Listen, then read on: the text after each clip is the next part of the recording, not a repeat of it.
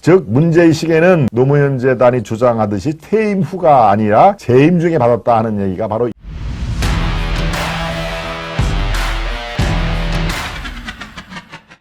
노무현 비화 논란이 재점화되고 있다. 노무현 비화, 토요일과 일요일 날 상당히 여러분들 많이 관심을 가져주셨을 텐데요. 바로 이인규 전 준수부장입니다. 노무현 대통령이 무슨 바위죠? 그게 부엉이 바위에서 떨어진 그 당시에 서울중앙지검 중앙수사부장 중수부장이 대검 중사부장이군요. 예, 중앙수사부 중수부는 대검에 있는 거니까 대검 중수부장으로 있던 이인규 당시 부장이 진두지휘했던 그 수사가 과잉 수사였다. 그래서 노 대통령이 부엉이 바위에서 떨어졌다. 뭐 이렇게 얘기를 했는데 당시에 중수부장을 맡았던 이인규 중수부장이 책을 썼습니다. 책을 썼는데 어때요? 책 내용이 상당한 파장을 이뤘죠. 그러고 더 최고의 지금 파장은 노무현 대통령의 죽음은 문재인 대통령도 책임이 있다. 문재인 대통령은 노무현 대통령이 검찰 수사를 받고 부엉이 바위에서 떨어질 때까지 아무런 조치를 취하지 않았다 하는 얘기입니다. 네. 지금 현재 노무현의 가장 핵심 측근 중에 측근은 문재인으로 알고 있는데, 그렇죠? 노 대통령 시절에 비서실장까지 했으니까요. 비서실장으로 하고 있고, 정말 노 대통령으로 인해서 대통령이 될 정도로 정말 아주 가장 가까운 사람으로 되어 있습니다만, 그 당시에 수사를 지휘했던 이인규 중수부장은 문재인 대통령의 책임론을 거명을 했었죠. 노무현 대통령이 아주 어려움에 빠져 있을 때 문재인 대통령이 한 일은 팔짱을 낀 것밖에 없었다 하는 그런 내용을 해서 지금 문재인 측근들 또 노무현 측근들 다 지금 들고 일어나는 상황인 것이죠. 그런데 이인규 중수부장이 뭐랬습니까? 나는 그 정도 예상을 충분히 했다. 즉 고소, 문재인 측, 노무현 측에서 다 고소, 고발을 하리라고 충분히 나는 예측을 하고 책을 썼다. 그래서 이게 고소가 이루어지면 이제 법정에서 다툼이 될 텐데 법정에서 내가 증언을 하고 증거물을 채택할 수 있는 걸 다 내가 지금 만들어 놨다. 즉 수사 기록을 공개를 할 수밖에 없다. 그 당시에 수사를 했던 수사 기록이죠. 영구 보존된 수사 기록은 훨씬 더 내가 지금 책에 쓴 것보다 훨씬 더 구체적으로 적나라하게 써 있다 하는 얘기입니다. 예, 그런 책 내용은 한번 걸러서 쓴 거고 이제 당신들이 나를 고발을 하면은 법정에서 법리 다툼을 해야 될 텐데 그것을 위해서 나는 증거 이런 것을 다 갖고 있다. 그래서 법정에서 공개될 수사 기록 이것은 여러분들이 생각한 것보다 훨씬 더 적나라하고 구체적이다 하는 얘기입니다. 책으로 성에 안 차면 수사 기록을 공개하는 길밖에 없다. 내가 지금 쓴 책, 그 회고록으로 성에 안 차면 수사 기록을 공개하는 길밖에 없다. 그리고 당시 중수부 수사 당시 메모해뒀던 보고 내용을 중심으로 나는 책을 쓴 것뿐이다 하는 얘기입니다. 예, 여기서 시계가 등장하죠. 논두렁 시계. 그 시계는 메이커가 어딥니까? 여러분들이 아시는 피아제 시계입니다. 논두렁 시계가 바로 피아제 시계인 것이죠. 노무현 대통령이 받았다는 시계, 이게 박연차 회장이 60, 즉 회갑 선물로 친척에게 맡겼고, 그러니까 노무현 대통령 60 환갑 기념을 이 박연차 회장이 자 이거 노 대통령에게 선물로 드리는 겁니다 라고 친척에게 맡겼고 그 친척이 노 대통령이 퇴임한 후 권양숙 여사에게 전달했고 노 대통령은 검찰 수사 과정에서야 아 이게 시계가 진짜 있었구나 라는 존재를 알고 폐기했다 이렇게 주장한 데 대해서 좀 이따가 말씀을 제가 드리긴 노무현 재단이 이제 조목조목 반박을 합니다. 반박을 하는데 모두 다 논두렁 시계 같은 경우에는 이게 꾸며낸 게 아니라 사실이다라는 게 바로 저 책에 이인규 중수부장이 쓴 책에 나와 있습니다. 그리고 나는 이 책에서 이 메모를 중심으로 책을 기술했기 때문에 훨씬 더 구체적이고 적나라한 것은 다 내가 재판이 열리면 재판에 다 증거물로 내가 공개를 하겠다라고 돼 있는 것이죠. 얼마든지 고소를 하라. 나는 고소를 충분히 감내를 하면서 저 책을 썼다 하는 얘기입니다. 즉 문제의 시계는 노무현 재단이 주장하듯이 퇴임 후가 아니라 재임 중에 받았다 하는 얘기가 바로 이인규 그 중수부장의 핵심 책 내용이죠. 그리고 노무현 대통령도 이 사실을 충분히 알고 있었다 하는 얘기입니다. 예, 회고록 내용을 잠깐 볼까요? 노무현 전 대통령이 중수부장실 면담에서 이 부장 시계는 뺍시다 쪽팔리잖아 라고 얘기를 했다는 얘기도 이 책에 들어있는 것이죠. 자, 중수부장하고 노무현 대통령하고 이제 검찰 조사실에서 딱 마주 있는데요. 네. 노무현 대통령이 그렇게 얘기를 했다는 것이죠. 이 부장, 네, 이인규 부장이죠. 이 부장 시계는 좀 뺍시다. 좀 쪽팔리잖아요. 예, 쪽팔린다는 얘기는 사실은 노무현 대통령이 가끔 씁니다. 입버릇처럼. 예, 저는 노무현 대통령하고 사실은 이렇게 좀 가까운 편이었습니다. 예, 같이 운동도, 저 군부대에서, 골프도 제가, 2번 친 적도 있고요. 예, 해양수산부 장관 시절에는 제가 장관실을 여러 번, 또, 이 장관이 또 저를 부르기도 했고요. 네, 기자단에서 이제 조금, 이른바 말이 통하는 기자라고 할까요? 그렇다고 제가, 무슨 민주당 성향이거나 이렇지만 개인적으로 장관대 출입 기자로서는 상당히 그래도 가까웠던, 편인 것이죠. 네, 제가 또 비하인드 스토리가 하나가 있는데 그 얘기를 하려면 시간이 좀 많이 걸립니다. 네, 그래서 이 노무현 대통령이 저한테 얘기를 한 거를 제가 또 특종상도 받고, 했던 적이 있어서 사실은 굉장히 노무현 대통령이 부엉이 바기에서 떨어졌을 때 저도 인간적으로 도의적으로 상당히 참 아까운 분이 같구나라고 생각을 할 정도로 예, 개인적으로 이렇게 가까운 상황이었는데요. 예, 쪽팔리다 이런 시중에서 쓰는 말을 상당히 자주 씁니다. 그러니까 더욱더 인간적인 그런 정치인이라고 볼 수가 있는 것이죠. 이 부장 수사하는 거 좋은데 시계는 좀 뺍시다. 좀 쪽팔리잖아. 라고 얘기를. 저는 충분히 이렇게, 노 대통령이 이인규 부장한테 얘기를 했을 거라고, 그렇게 생각을 합니다. 왜? 평소에 주고받는 말투, 어투, 이것을 제가 잘 아니까요. 예, 전혀 예상하지 못한 말이라 나는 좀 당황했다. 그래서 수사 협조를 부탁드리겠습니다. 라는 말만 했다. 예, 이인규 부장이 시계 거는 좀 뺍시다. 아이고 그 시계 논두렁 시계 삐아제 시계 그거 내 마누라가 받았다는 거 그거 쪽팔리잖아. 그거 빼고 나머지는 다 내 수사에 조사에 임할게요. 라고 얘기를 했다는 것이죠. 네. 버렸다는 소리도 거짓말이죠. 박경인 의원님 그렇습니다. 예, 삐아제 시계 값이 2억 4천만 원입니다. 예, 저도 억대 시계라는 들어봤는데 2억 4천만 원이군요. 우리 양순영님. 네. 마누라를 생각해줬구먼. 그렇죠? 시계가 2억짜리라고 하던데 시계는 받았는데 돈은 안 받았다고 한다고요? 우리 샤스타데이님. 예, 2억 4천. 네, 참 2억 4천짜리 시계는 어떻습니까? 황금색으로 이렇게 만들어졌는 거예요. 글쎄요, 참 이렇게 노무현 비하가 지금 여러 가지로 나오고 있는데요. 이렇게 문재인 대통령의 반응이 사실 궁금합니다. 왜? 노 대통령의 부엉이 바위에서 추락사 이렇게 극단적인 선택을 한 그 당시에 노 대통령은 문재인에게 굉장히 인간적으로 배신감 비슷한 걸 갖고 있었던 것 같다라고 이인규 부장이 증언을 하지 않았습니까?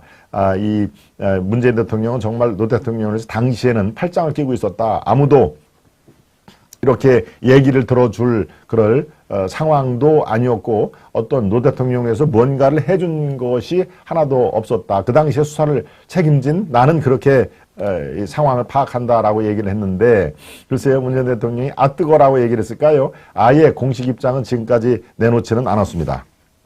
그런데 노무현 재단은 반박을 했지요. 노무현 재단은 이인규 변호사 자신의 책을 통해서 비화를 밝혔는데 예, 노무현 재단이 바로 어제 보도자를 발표하고 몇 가지에 대해서 반박을 했다. 노 대통령의 수사 책임자였던 이인규의 회고록에서 우리는 강력히 유감을 표현했고요. 그것은 고인과 유족을 다시 욕보이려는 2차 가해 행위다라고 노무현 재단 측에서 공식 기자회견을 한 것이죠. 예, 이렇게 세 가지를 반박을 했는데요. 노무현 대통령이 진짜 논두렁 시계를 받았다는 얘기냐라는 거에 대해서 노 대통령이 받았다는 시계는 박연차 회장이 회갑 선물로 친척에 맡겼고 그 친척이 노 대통령이 퇴임한 후 권양상에게 전달했으며 노 대통령 검찰 수사 과정에서야 시계의 존재를 알고 폐기했다. 그런데 이인규 그 부장은 아니다. 노 대통령 퇴임 후에 받은 게 아니라 노 대통령이 재임 중에 받은 게 확실하다라는 그런 반박을 서로 지금 하고 있습니다. 또 박연차 회장에게 후원 회장이었죠. 박연차가 140만 달러를 받았다는 얘기에 대해서 노무현 재단은 사실이 아니다. 그거 이인규 부장이 없는 말을 지어낸 것이다. 이렇게 얘기를 하는 건데 권양숙 여사가 타양살이하는 자녀들의 재정적 어려움을 해결하려고 정상문 비서관에게 도움을 요청했고 정 비서관이 박연차 회장에게 100만 달러를 빌린 것은 사실이다. 이 역시 노무현 대통령은 전혀 몰랐다 하는 얘기. 네. 그러니까 시계는 받고 돈은 안 받다는 얘기가 정말 이해할 수가 없다는 우리 시청자 여러분이 바로 그래서 이해할 수가 없다는 얘기입니다. 박연차 회장에서 140만 달러를 받은 것은 아니고 정 상문 비서관이 박영차에게 100만 달러를 빌렸다는 그 얘기만 사실이다 하니까 양측의 입장은 글쎄요. 지금 이 노 대통령은 돌아가셨기 때문에 노 대통령이 이 사실을 알았냐 몰랐냐는 사실은 이제 영원한 미궁일 수밖에 없는데 지금 이인규 전 중수부장 얘기는 수사를 해보니 모를 수가 없는 상황이다 하는 얘기를 했습니다. 네, 이렇듯 노무현 재단은 지금 이 책에 대해서 세 가지로 반박을 했는데 정작 이인규 그 중수부장이 아주 직설적으로 거론한 문재인 대통령에게도 책임이 있다라고 하는 내용에 대해서 문통 쪽은 아직까지 이런 이 반응이 없다 하는 얘기입니다. 국회의원은 키 175 이상을 뽑읍시다. 뿜개처럼 157? 뿜개, 박범계 얘기를 하는 거군요. 국회의원은 절대 175 아래 키는 뽑으면 안 된다라는 게 연관지기 말씀하셨는데요. 글쎄요, 그럴 수는 있나요? 키 작은 것도, 이렇게 좀, 아주, 얼마나 살아오면서 박범계 의원 같은 경우는 키 때문에 스트레스를 받았겠습니까? 그런데 국회의원도 되지 말라고 하면은, 글쎄요, 우리 연관지기님, 175 이상만 뽑읍시다 하는 얘기를, 했는데요. 글쎄요, 저는 저기에 쉽게 통과가 되겠네요. 네. 제 키가 얼마냐고요? 네, 1급 비밀입니다. 제 키를 북한의 김정은이가 알면은 아주 안보에 크게 문제가 되니까요. 제 키는 당분간 비밀로 하겠습니다. 네, 농담이고요. 쟤는 107자가 들어가는 게 아니라 앞에 8자가 들어가기 때문에 180 얼마 이렇게만 여러분들 생각을 해주시면 되겠습니다. 네. 노무현의 죽음은 결국 진실을 묻혀버리게 한 국가의 죄인이지 김일성처럼 우상이 아닙니다. 네. 최윤기님이 말씀해 주셨군요. 좋습니다. 네, 조나단을 무시하시나요? 떠님, 효자동 부관님, 정상윤님, 리치빌님, 박 대통령도 키는 안 컸어요. 그렇죠. 문재인은 책임투성이요 무능의 극치입니다. 박경련님, 최지호님. 그렇습니다. 노무현의 비화 논란이 지금 갈수록 재점화되고 있다. 그래서 이인규 중수부장이 좋다. 얼마든지 고소를 해라. 고소 고발을 나는 각오하고 이 책을 썼기 때문에 만약에 고소를 해서 이제 법정으로 법리 다툼이 이루어지면은 영구 보존된 수사 기록을 통해서 더 적나라한 그런 내용, 지금까지 한 번도 밝혀지지 않는 그런 내용이 다 공개가 될 것이다 라는 그런 아주 강경의 자세를 지금 이인규 중수부장이 써 있습니다. 제 키를 정확히 알고 계시는 분이 계셨군요. 트럼프 슈퍼맨님, 비밀이 어디 있습니까? 185 아닙니까? 그렇죠. 네. 가만히 생각해보니까 우리 팬미팅 때 직접 이렇게 얼굴을 보고 만났던 11월 말에 팬미팅 때 제가 키를 얘기를 했군요. 우리 여러분들이, 아이고, 김 박사 진짜 키가 크시긴 크시군요. 키 얼마예요? 해서 제가 말씀드린 기억이 있습니다. 참 기억력도 좋으십니다. 우리 슈퍼맨님.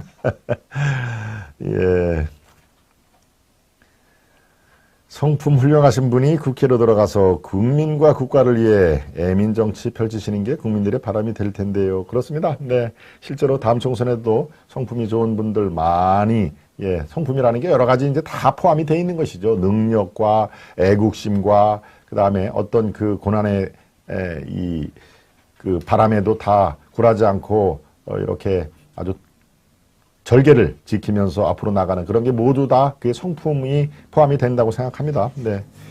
그러면서 와 185면 위를 바라보고 대화를 해야 되겠네요. 여자당부부님. 예.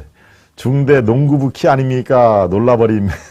여러분들이 제가 앉은 키는 뭐 그다지 큰 것 같지는 않죠. 뭐 이렇게 앉아 있으니까요. 제가 다리가 좀 긴 편입니다. 예, 그래서 앉은 키로는 아마 여러분들이 뭐 그저 한 175, 177 그 정도로 보일 텐데요. 이제 크면 일어서면 이제 키가 큰데요. 네, 뭐 요 정도로 하죠. 제 키가 뭐가 중요하겠습니까?